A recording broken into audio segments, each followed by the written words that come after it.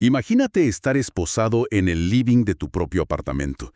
Llevas, horas así, sabes perfectamente que eres inocente, pero los policías de Interpol que están revisando tus cosas te miran a los ojos y te dicen, con total frialdad, que si no confiesas un delito informático que no cometiste, van a ir directamente a la casa de tu madre a, digamos, darle vuelta a todo y que ella la va a pasar muy mal.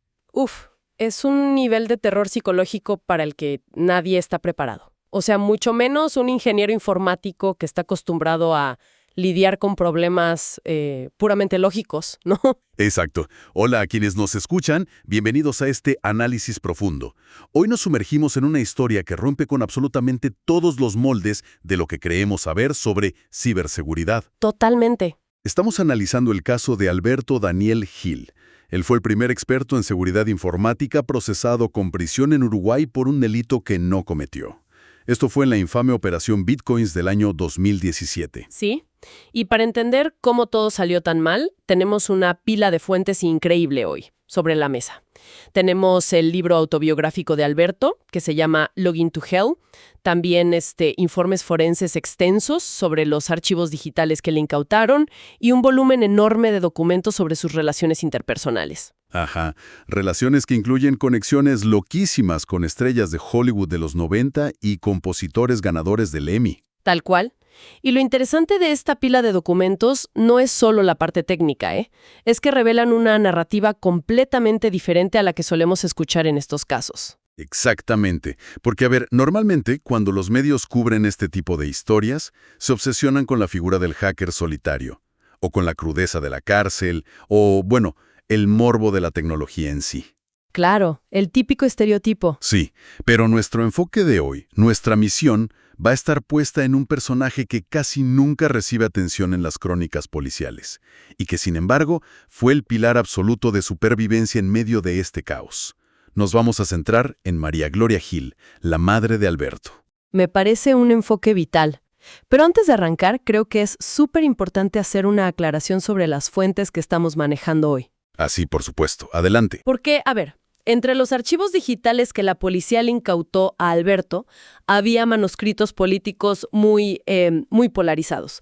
Estamos hablando de teorías sobre el asesinato de JFK, críticas a la Reserva Federal y recolecciones de reacciones en redes sociales sobre figuras como, Donald Trump, Bill Clinton, Bernie Sanders. Sí. De todo un poco. De todo. Y queremos subrayar, de manera totalmente imparcial para quienes nos escuchan, que mencionar la existencia de estos documentos no representa bajo ningún concepto un respaldo a ninguna postura política, ni de izquierda ni de derecha. Exacto. Es simplemente reportar la evidencia. Exactamente. Lo mencionamos solo porque reportar que ese material existía y fue incautado es crucial para entender la magnitud de lo que estaba en juego y lo que Alberto custodiaba. Era clarísimo. Analicemos esto paso a paso. Porque para entender por qué la figura de su madre se vuelve el centro de gravedad, tenemos que entender cómo Alberto terminó esposado en su sala para empezar. Claro, el origen de todo. Y todo comienza con un acto que, irónicamente, buscaba proteger a la gente. O sea, Alberto operaba como un hacker ético, lo que en la industria se conoce como un sombrero blanco. Ajá. Entre 2014 y 2015, él descubre una vulnerabilidad crítica en la red de un importante proveedor médico allá en Uruguay. Y cuando decimos vulnerabilidad, estamos hablando de un descuido monumental. Una locura, sí. Las credenciales de acceso para entrar a la base de datos, que tenía información médica confidencial, eran literalmente la palabra admin como usuario y admin como contraseña. Es que no me lo puedo creer. Es como si la bóveda de un banco tuviera la puerta abierta de par en par y un cartel de neón diciendo, pase por aquí, llévese todo. Tal cual. Y Alberto hace lo correcto. Sigue los protocolos de divulgación responsable. Reporta este agujero de seguridad al Equipo Nacional de Respuesta a Emergencias Informáticas y, esto es clave, proporciona su propia dirección IP de forma totalmente transparente. Claro, para que sepan quién es y que sus intenciones son buenas. Exacto. Pero el problema está ya años después, en 2017. Ese mismo proveedor médico sufre un ataque de ransomware real. Alguien le secuestra los datos. Espera, hay algo que no me cuadra en absoluto en esa cronología. Dime. Si él literalmente hizo un reporte ético oficial, dejando su propia dirección IP registrada años antes de forma voluntaria. ¿Cómo es que la policía llega a la conclusión lógica de que él es un extorsionador anónimo que volvió para atacarlos? O sea, no tiene ningún sentido. Es que no lo tiene. No tiene ningún sentido. Y ese es el problema central de este colapso judicial.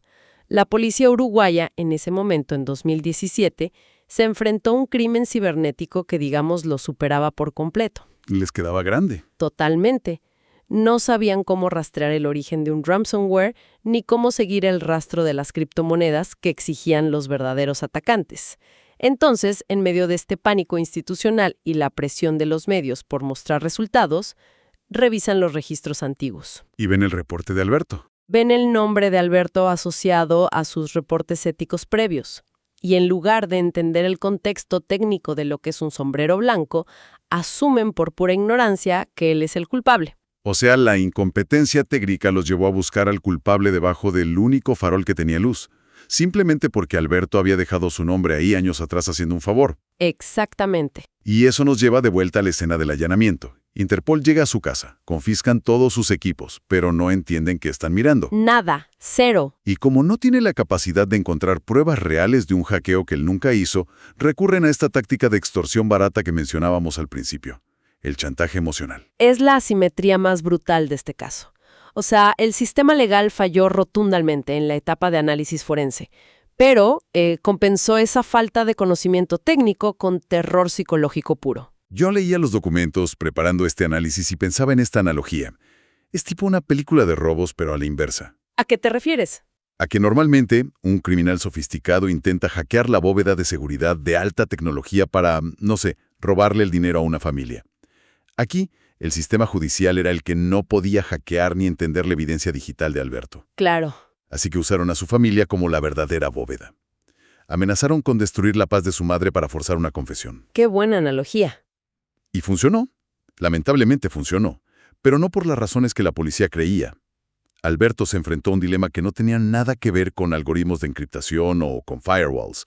Fue una decisión puramente emocional. Sí, de tripas. Él termina confesando un crimen federal que no cometió, sacrifica su libertad, destruye su carrera profesional, su reputación, única y exclusivamente para crear un escudo protector alrededor de María Gloria, su madre. Hay una cita directa de Alberto en su libro autobiográfico que me pareció devastadora. Él escribe textualmente: «Hoy en día para mí, el mundo es mi mamá y yo. Ella es mi familia y lo único que me queda en esta vida». Uf, qué fuerte. Esa frase desmitifica todo. O sea, no confesó porque lo acorralaran con pruebas lógicas e irrefutables como en las películas. Confesó porque le apuntaron con un arma invisible a su mundo entero. Pero lo que resulta realmente fascinante de esta dinámica es que María Gloria no solo fue el motivo inicial de ese sacrificio. Casi de inmediato, ella tuvo que asumir el rol de salvavidas cuando Alberto fue empujado al abismo del sistema penitenciario. Y las fuentes son muy gráficas sobre lo que eso significó. Hablemos de ese abismo entonces, porque el contraste físico y mental que describen los informes es espeluznante. O sea, un día eres un ingeniero informático, estás analizando líneas de código en la tranquilidad de tu apartamento, tomando un café, y al día siguiente te tiran adentro de la prisión de Durazno. Sí, y las condiciones de esa prisión son brutales. Alberto, que es un hombre sin ningún tipo de antecedente violento, de repente es arrojado a celdas superpobladas. Tiene que compartir el mismo espacio vital con un individuo que acababa de asesinar a su pareja a puñaladas. Imagínate el nivel de estrés. Es un ambiente donde el cuerpo y la mente entran en un estado de hipervigilancia constante. Fue forzado a participar en peleas de boxeo, imagínate, para el entretenimiento de otros reclusos. Todo bajo la supuesta protección de un interno al que apodaban el Toro. Y el peligro no era solo la gente, o sea, era la propia infraestructura del lugar. Hay un relato súper gráfico en el libro donde cuenta cómo, simplemente intentando darse la vuelta mientras dormía, cae desde una cucheta a 2 metros de altura. Sí, al piso de concreto. Termina en el suelo de concreto, ensangrentado, aturdido. Ese dolor físico constante se estaba convirtiendo en la normalidad de su vida. Y mientras las instituciones lo trituraban allá adentro, su madre comenzó a operar desde afuera. Exacto. María Gloria empezó a moverse con una eficacia logística impresionante para una persona común. Ella fue quien logró conseguirle a su primer abogado, que era un ex juez penal que entendía perfectamente las fallas internas de todo este sistema. Claro, alguien que conocía el monstruo por dentro. Exactamente. Y ella fue quien desembolsó y pagó de su propio bolsillo los $10,000 de fianza, que, a ver, para una familia común en Latinoamérica es una suma monumental. Es muchísimo dinero. Y sobre todo destaco la presencia constante. O sea, no lo abandonó. Cuando Alberto finalmente logró obtener sus primeras salidas transitorias, esos almuerzos de los sábados los compartía exclusivamente con ella. Ella era, literalmente, su ancla a la cordura. Sí, totalmente.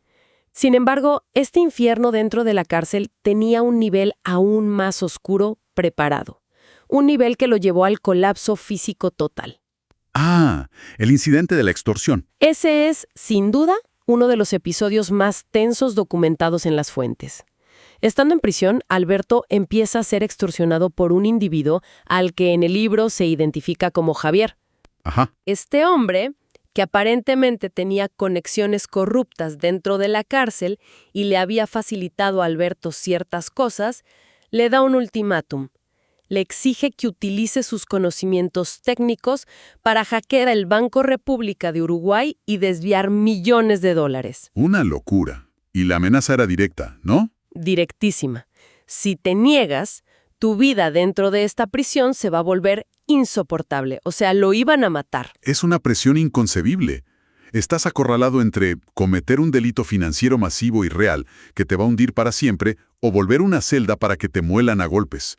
O sea, el cuerpo humano simplemente no está diseñado para soportar ese nivel de estrés tóxico prolongado. No, y el de Alberto se dio. Sufrió un colapso generalizado. Termina ingresado en el CTI en cuidados intensivos y entra en un estado de coma profundo durante 2 horas. Él mismo describe la experiencia en el libro como estar clínicamente muerto y regresar a la vida. Y el despertar de ese coma es, para mí, el momento más revelador de todos los textos que analizamos. Tratemos de visualizar la escena para la audiencia. Alberto arre los ojos. Está totalmente desorientado, rodeado de luces blancas cegadoras, conectado a tubos por todos lados. Sí. Y lo peor de todo, está rodeado de policías que lo están custodiando dentro de la misma sala del hospital, tratándolo como un criminal sumamente peligroso. Pero en medio de todo ese caos hostil, lo primero que lo ancla a la realidad no es un médico, es una voz, la inconfundible voz de su madre. La intervención emocional en el momento de mayor vulnerabilidad. Sí. Y el pensamiento inmediato de Alberto, que él deja registrado, es tan profundamente humano. Él piensa, mi mamá, pobre, le doy trabajo hasta para morirme. ¡Qué duro! Por favor. Y ella entra a la sala, saluda a los guardias con total naturalidad, como si estuvieran en el living de su casa. Se acerca a la cama y le da un beso. Actúa con una normalidad calculada solo para tranquilizarlo. ¿Sabes qué? Este momento específico destruye por completo ese mito del ciberespacio que la cultura pop nos vende. ¿A qué mito te refieres? A esa idea del hacker solitario, el tipo aislado del mundo en un sótano oscuro, que no confía en nadie y que solo necesita su teclado para sobrevivir. La realidad forense de este caso nos demuestra que la resiliencia de Alberto para sobrevivir a la tortura de un estado fallido no venía de su dominio de Python o de lenguajes de programación. Claro, no venía del código. Exacto. Su infraestructura crítica no era digital, era puramente maternal. Su madre fue su verdadero sistema de soporte vital. Totalmente de acuerdo. Pero lo que hace que esta inmersión sea realmente fascinante, y esto es algo que yo no vi venir en absoluto al leer las fuentes, es que el rol de María Gloria no se limitó a ser un apoyo local ahí en Montevideo.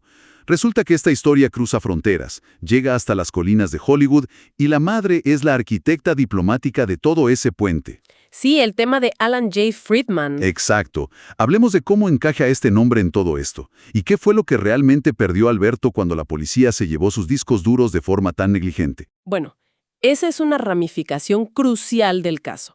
Alan J. Friedman fue un reconocido compositor estadounidense, ganador de el Premio Emmy, trabajó con nombres gigantes del entretenimiento, y los documentos incautados revelan que Alberto no era solo un fanático de su música, ¿eh? No, para nada. Alberto era el custodio digital de confianza de Friedman. Él manejaba toda la infraestructura de TI de su productora en Estados Unidos desde Uruguay. y custodiaba archivos que eran invaluables. O sea, estamos hablando de que la policía se llevó discos duros que contenían partituras musicales originales, guiones de películas y también, como detallan las fuentes, estos manuscritos políticos muy densos del propio Friedman. Todo lo que mencionamos al principio. ¿Sí? El archivo intelectual de toda su vida. Archivos que abarcaban de todo. Era un material histórico y personal que Alberto protegía celosamente.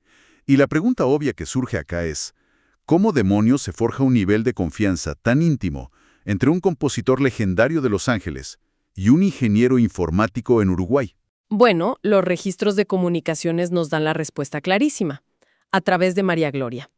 Las fuentes la describen literalmente como el pegamento de esa relación transcontinental. Es que ella actuaba como una verdadera diplomática. Los correos electrónicos muestran que ella mediaba en proyectos, pero iba mucho más allá de lo laboral.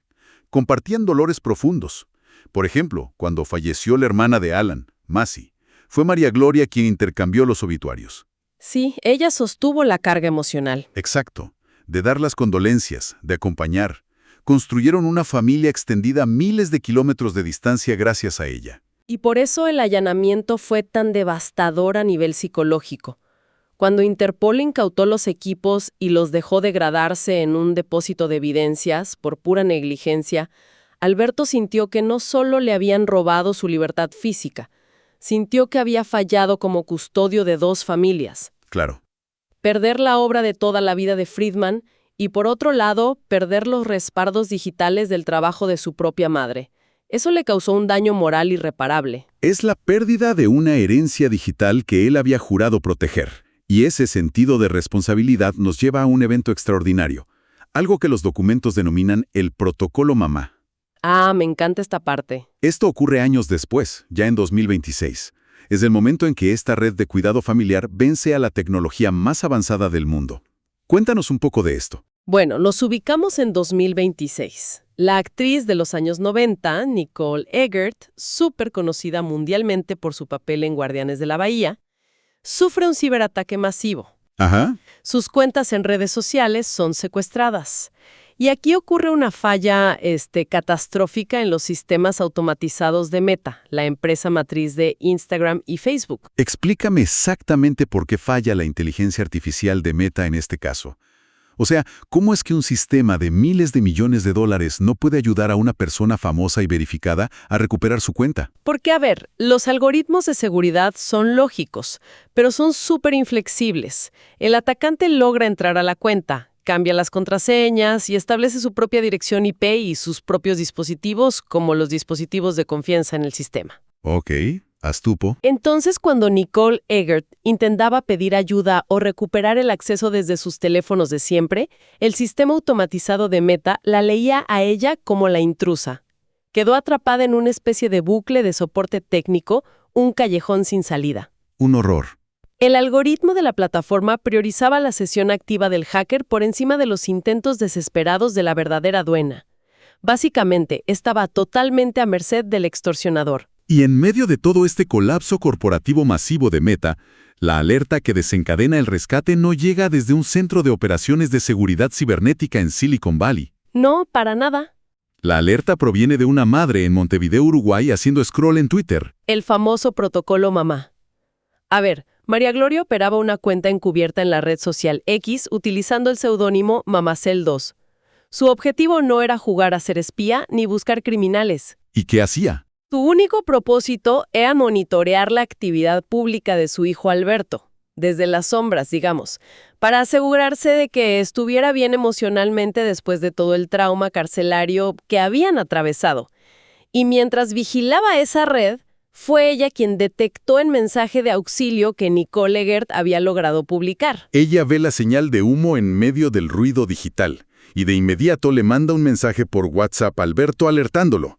Le dice tipo, fíjate en esto, alguien necesita ayuda urgente. Exacto. Esta anécdota me parece espectacular porque destruye la narrativa moderna de que la inteligencia artificial lo ve todo y lo controla todo. Meta se gastó fortunas en sistemas de detección de intrusos. Millones. Pero al final, el firewall definitivo resultó ser una red de confianza analógica, O sea, una madre verificando la información manualmente porque le importaba a su hijo. Tal cual. Y los analistas de estos documentos bautizaron este fenómeno como la paradoja de Baywatch. Me encanta el nombre. Sí, es genial. Y nos demuestra que los sistemas automatizados, por más sofisticados que sean, son fundamentalmente ciegos a los matices humanos y a las emergencias atípicas. Vivimos en una era que está obsesionada con levantar barreras tecnológicas cada vez más complejas, ¿no? Pensando que el último software, la última IA, nos mantendrá a salvo. Sí, todos creemos que con tener la verificación de 2 pasos activada y la aplicación actualizada somos totalmente intocables. Pero la realidad forense de este caso nos dice algo muy, muy diferente. Quienes nos escuchan tienen que saber que todos podemos ser víctimas de una vulnerabilidad digital mañana mismo. Nuestros datos pueden desaparecer en un segundo. Totalmente. Pero la capa de seguridad más robusta que tenemos, nuestra verdadera infraestructura de recuperación, cuando la tecnología corporativa nos da la espalda, son nuestras redes humanas. Son las personas que nos prestan atención cuando las máquinas nos ignoran por completo. Es una lección increíble. Y al repasar toda esta evidencia hoy, creo que la trayectoria es innegable.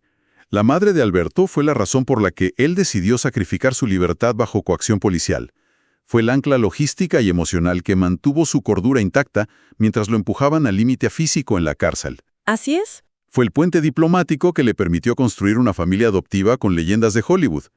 Y finalmente, fue el sistema de alerta temprana que le dio la oportunidad a su hijo de intervenir, de salvar la vida digital de otras personas y de encontrar su propia redención pública, como experto. Es una síntesis que le hace mucha justicia a los documentos. Pero hay un último punto, una reflexión profunda que las fuentes sugieren tangencialmente que creo que no podemos dejar pasar. A ver, dime. Es sobre el costo invisible de toda esta pesadilla. Porque para poder sobrevivir a la violencia extrema y a la presión psicológica de la prisión, Alberto describe en su libro que tuvo que desarrollar lo que él llamó el protocolo Walter. Ah, cierto, una coraza de insensibilidad absoluta. Se llamaba así por un pequeño cactus que le había regalado su expareja, Evelyn, ¿verdad? Exactamente. Y de hecho, los informes mencionan que Evelyn se quebró emocionalmente bajo el peso del allanamiento y todo el trauma de tener a su pareja en la cárcel. Y bueno, la relación lamentablemente no sobrevivió. Claro. Entonces Alberto tuvo que volverse como ese cactus, frío, duro por fuera, lleno de espinas, simplemente para no morir allá adentro. Tal cual. La evidencia nos muestra que todos los que rodeaban a Alberto o se quebraron por el trauma o tuvieron que, digamos, amputar una parte de sus emociones para soportarlo. Y la gran pregunta provocadora que queda flotando para la audiencia es: ¿cuál es? Si Alberto necesitó crear el protocolo Walter para no desmoronarse, ¿cuál fue el verdadero peaje psicológico para María Gloria? O sea, ¿qué tipo de armadura invisible tuvo que forjar esta madre para enfrentarse sola a la burocracia policial, para negociar con el sistema penal, para ver el cuerpo de su hijo colapsado en una cama de cuidados intensivos, lleno de tubos, y aún así tener que sonreírle a los guardias sin permitirse jamás ni por un maldito segundo el lujo de romperse frente a él? ¡Wow! Es una imagen que nos deja muchísimo para pensar. Porque al final de todo este caso, no importa cuántas capas de encriptación diseñas en un sistema, ni cuántos servidores redundantes tengas en la nube. Exacto. Cuando un sistema colapsa por completo, ya sea un sistema informático de miles de millones de dólares o el propio sistema de justicia de todo un país, la pieza más inquebrantable, resistente y poderosa para reiniciar todo es el instinto humano impulsado por el afecto. Totalmente de acuerdo. Gracias por acompañarnos en este análisis profundo. Nos encontramos en la próxima inmersión.